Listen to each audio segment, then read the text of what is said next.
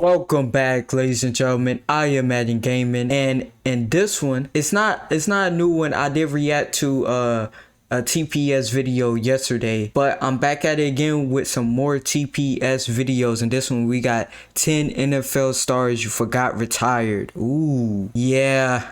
It's gonna be a couple of them. You be like, what? He retired? I feel like that's gonna be happening a lot in this video. Cannot wait to see the 10 NFL stars that you forgot that retired. But before I hop into his reaction, I need you guys to like this video, subscribe to your boy if you want more reactions just like this one. And without further ado, jump right into it. Father Time spares no one. Try as you might, but age will eventually catch up to you. And NFLers know this better than anybody else. But sometimes a star player can start to regress slowly and then eventually retire one day without you even realizing it.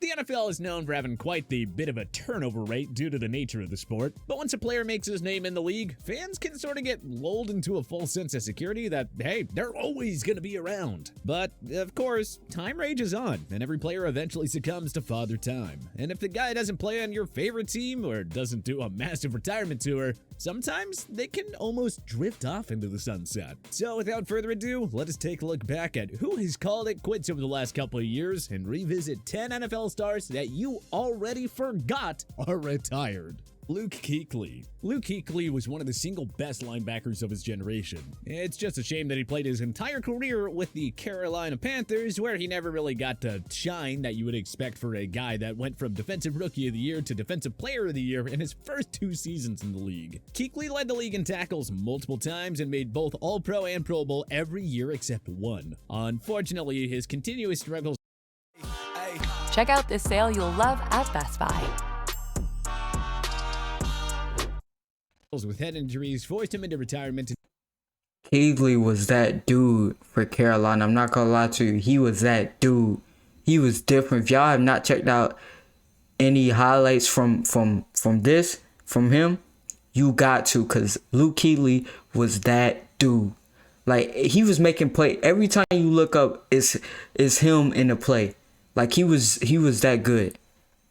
In early 2020 at the relatively young age of 29. Frank Gore. Frank Gore spent years and years shocking NFL fans with his continued persistence and consistency. This is because he played significantly longer than the typical expiration for an NFL player, let alone one that plays running back. You know, one of the positions that's true. with the shortest lifespan in the entire league. Anyway, the longtime 49ers running back broke into the league in 2005 when San Fran took him in the 3rd round of the 2005 NFL Draft, and had been a— Damn, 2005?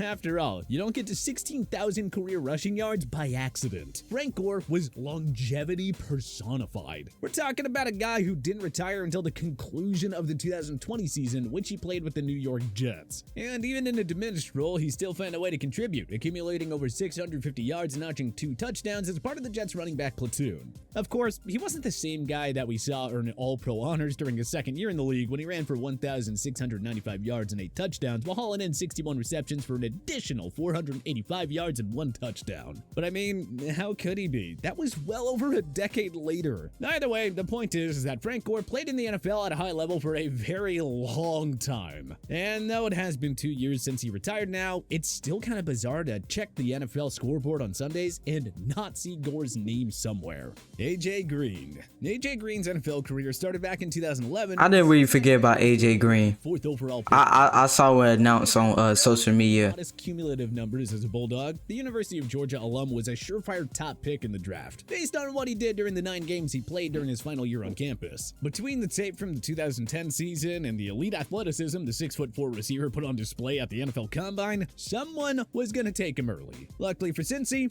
they were the ones to do so. Green started off his career going for over 1,000 yards in 6 of his first 7 NFL seasons, and the 1 year he did miss, he played just 10 games. Unfortunately for Green and the Bengals, the injury started to wear on the All-Pro receiver. A toe injury cost him a chunk of his 2018 season, and he missed the entire 2019 season with an ankle injury. This started a quiet cascade for Green, as his production continued to dwindle each of his remaining seasons in the league before he finally called it quits this past offseason after a 236-yard season-long output in 2022, during which he looked like a shell of his former self. Devin McCourty. Over the course of the New England Patriots' This one hurts. My boy Devin McCourty. This one hurts. He was a leader of the Patriots defense. No question about it. This one's gonna hurt not seeing him. Damn. I really did forget all about that. No, I can't say that cause I know he be on what's that show that comes on like early in the morning? Is it Good Morning? I forgot. It's that football show that's like early in the morning that he was on. If I'm not mistaken, I saw him on there a couple of times. Couple of clips. At the NFL landscape, they've had quite the cast of characters come in and out of their building. There are two main types of players that they've had during that stretch. The mercenary types that they'd bring in for 1 or 2 years to help get the team over the hump, and then the long haul guys. Guys like Devin McCourty, the players that stuck around sometimes for a decade plus as internal diplomats that liaised between Bill Belichick and the rest of the staff and the players. The Patriots drafted McCourty out of Rutgers with the 27th overall pick in the 2010 draft, and over the last 13 years, he played all over the defensive backfield for them. McCourty was a part of 3 Super Bowl winning teams, made 3 All-Pros, and tacked on 2 Pro Bowls, so needless to say, his imprint was all over the organization and the league, really for nearly a decade and a half. Never mind the fact that he had a twin brother, Jason, who also played in the league for 13 years, which only deepened the McCourty presence in the league. Devin's durability during that stretch really was something to behold. He missed just a handful of games, and he never played less than 14 in a season. His last couple of years in New England, that's crazy. A little bit quieter, in part because of Brady's retirement and the subsequent drop in expectations for the organization. So when he ultimately announced his retirement at the beginning of the 2023 offseason, the news just kind of came and went, which is strange for a player of his caliber and notoriety. I think it's partially because he had just done so much work in the media towards the end of his career that so many people were kind of confused about his playing status. A portion of the fans outside Okay. Okay, that I thought he had retired early. I didn't know he retired the start of 2020. I did not know that. Because like he said, I had saw him on media so many times. I just automatically thought that he had already retired and then he moved into the media, which a lot of NFL players do. Oh, I did not know that. England thought that he had retired already, while the other half just kept hearing his name in the news, and the fact that he was done playing football really never settled in. But the fact of the matter is, when the 2023 season kicks off, the Patriots' longtime defensive back will be in the booth and not on the gridiron. So here is your early reminder. Don't forget. Joe Haden. Joe Haden was quietly one of the best cornerbacks in the NFL ever since the Browns took him 7th overall in the 2010 draft. He just never seemed to get the kind of credit that he really deserved, mostly because he overlapped with guys like Richard Sherman and Darrelle Revis, who, in addition to being better players, also created a hell of a lot more noise. Haden played for the Browns for 7 years, making an All-Pro team in 2013, which coincided with back-to-back Pro Bowl appearances before he jumped ship and joined up with their AFC North neighbor, the Pittsburgh Steelers, hoping to actually compete for a Super Bowl. Unfortunately for Haden, the kind of team success he was after in the Steel City never materialized, and he actually retired at the beginning of the 2022 season, never having even played in a Super Bowl. And his retirement, much like his career, came and went without much ruckus around it, as he signed a one-day contract with the Browns and rode off into the sunset, with most casual NFL fans not even noticing. Kiko Alonso. Kiko Alonso broke into the NFL in 2013 when the Bills took him midway through the second round, 46th overall, out of the University of Oregon. Kiko's career never really hit the heights that people expected it to when he was named PFWA Defensive Rookie of the Year, largely because he continued. I have no idea who this is. But, he was still an extremely Never even heard his name before. Of his 10-year career. After his 2020 season ended with a failed physical designation and subsequent Papa John's new garlic epic stuffed crust pizza is the pizza inspired by our biggest fans.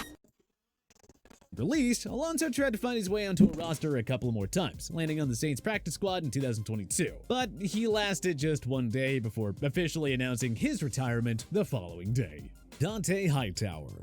Dante Hightower has had Oh my goodness, I forgot about this one. true freshman at Alabama and proceeded to win. Damn, I'm gonna miss Dante. Though one of them came while he was out with a torn ACL in 2009.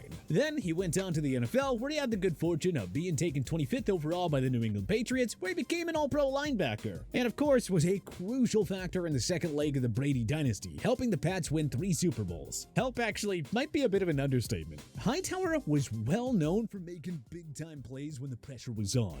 There was the legendary strip sack that he had against Atlanta, and a critical tackle at the goal line against Change everything. He netted 2 sacks in the epic defensive performance against the Rams in Super Bowl 53. Look, the man could flat out play. But after his contract expired in 2021, Hightower quietly sat out the entire 2022 season, his second in 3 years, as he also opted out in 2020 due to COVID-19. And then, ultimately, he announced his retirement in March of this year via an essay on the Players Tribune. So, if the Patriots are making a playoff push this year, don't expect to see the now 33-year-old surging onto the opponent's backfield. Someone else is going to have to step up now. Maurkice Pouncey. Ever since Maurkice Pouncey was taken 18th overall in the 2010 NFL Draft, he was one of the top offensive linemen in the game. Pouncey was the pinnacle of consistency, making 5 All-Pros and 9 Pro Bowls during his 10 full seasons. Dude was an absolute monster. One season that he was legitimately affected by injuries, which was 2013, when he missed all but 1 game with a torn ACL and MCL when teammate David DeCastro accidentally rolled up on him during a game against the Tennessee Titans. Of course, beyond his explosive play on the field, Pouncey was well known around the league for his brash attitude, perhaps best exemplified by his involvement in the Myles Garrett/Mason Rudolph beef of 2019. Pouncey's retirement came in February of 2021, uncoincidentally alongside his twin brother Mike, as both wrapped up very successful 11-year careers. Clay Matthews. Clay Matthews comes from a long line of Matthews family football players. His brother, Clay Matthews, back in the Green Bay days, all played in the was NFL. So needless to say, on a different level. really well known when he was coming up through the ranks as a young player. Matthews, however, was a bit of a late bloomer and had to walk on at USC for Pete Carroll, where he played primarily special teams for the first 3 years on campus. He first got the chance to start when his teammate Brian Cushing, another future NFL star, missed 2 games with an injury in 2007. But it wasn't until he really committed to the gym that following offseason that he became the physically imposing presence that we now know him as today. Once he cracked the starting lineup though, Matthews never looked back. The linebacker parlayed his playing time into being taken 26 overall by the Packers in the 2009 draft. And then he went on to have a fantastic NFL career. He won a Super Bowl, made multiple All-Pros, and was named to 6 Pro Bowls. Matthews last played in 2019 for the Rams, which was the only season he played outside of Green Bay. And he had a He played for the Rams? netting 8 sacks in 13 games. During the heavily Why do I not remember that season, Matthews at got all? his first taste of home life, staying home with the family, and apparently it just kind of worked for him. The linebacker never ended up returning to the gridiron, instead officially and quietly retiring ahead of the 2022 season. Thomas Davis. Thomas Davis Who? first joined the NFL as a member of the Carolina Thomas. Panthers, Oh! following Oh being my selected goodness. 15th over Guys, I did not mean to say who. The first picture that they show, I did not recognize that dude. I know who this dude is. This dude is a stud. He's a difference maker. I know this dude right here. He one of them. all out of Georgia in the 2005 NFL Draft. Of course he's out of Georgia. Davis was God drafted damn as it. a safety before being moved to linebacker during the team's training camp. Unfortunately, the early part of Davis's career was marred by injuries. He missed most of 2009 and 2011, and all of 2010 with consecutive ACL tears. It was after this that he earned the rare distinction of being the first known player to successfully return to active competition after blowing out the same ACL 3 times. And you know, this right here is where Davis's career really started. After returning to action, he was able to make All-Pro and the Pro Bowl for the first time, and was a part of those fierce Panthers defenses in the mid-2010s. Davis first flirted with retirement in 2018, announcing it would be his last season, but perhaps catching a 4-game PED suspension changed his mind. He proceeded to play 2 more seasons outside of Carolina, one with the Chargers in 2019 and half of the 2020 season with the Commanders. During that stretch, it became clear that Davis was done, and Washington released him the following offseason so he could sign a 1-day contract with the Panthers and officially retire with the team that he had made his name on. But what NFL star did you forget retired? I'm not gonna lie to you, it was a couple of surprises in this one. I was like, what? Like that last one, like Davis, that I didn't, well, okay. it wasn't like I was shocked at like a lot of them that they retired. I was kind of a little like, wait, they played on that team? Like Matthews playing on the Rams, I do not remember that at all. Like that don't even look right on him, to be honest with you. But they did say yeah, really good season. I gotta check out some of them highlights after this recording or something like that, because I don't remember. And then Davis, he played for Washington, and he played for the Chargers. What? How do I not remember none of that? Like, I watch football, guys. I swear, I watch football. But I do not remember seeing him in a different uniform other than the Carolina Panthers. But I'm going to miss my boy Hightower. I'm going to miss my boy Devin McCourty. Hey, quarterback of the defense all day. But that's going to do it for me, guys. Hopefully you guys enjoyed this reaction. Love every single one of you guys. I'll see you guys in the next one.